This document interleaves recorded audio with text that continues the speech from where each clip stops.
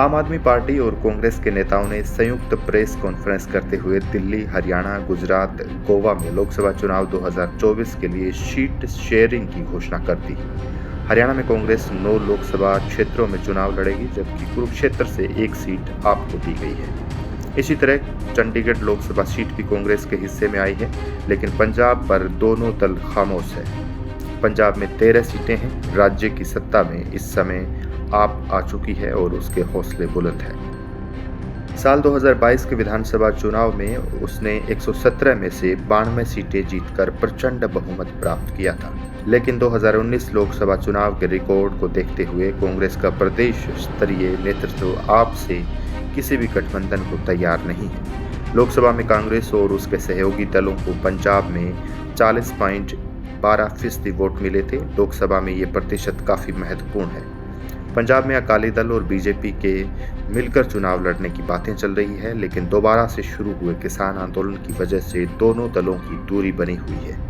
लेकिन अगर दोनों दल मिलकर चुनाव लड़ते हैं तो उन्हें पिछले चुनाव को देखते हुए कांग्रेस के बराबर वोट प्रतिशत मिल सकता है।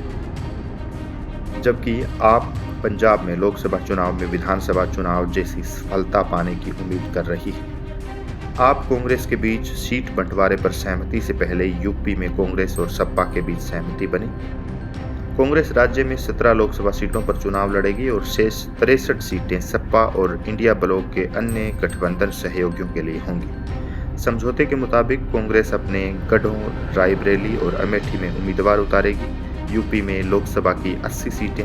पिछले लोकसभा चुनाव में सपा बसपा गठबंधन को 15 और कांग्रेस को 1 सीट मिली थी।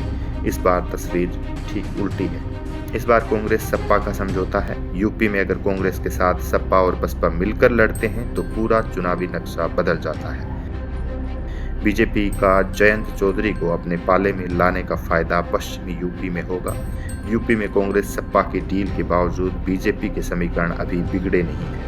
छोटे क्षेत्रीय दल उसके साथ अभी भी बने हुए हैं। प्रधानमंत्री नरेंद्र मोदी के लोकसभा क्षेत्र वाराणसी सीट पर कांग्रेस अपना उम्मीदवार उतारेगी।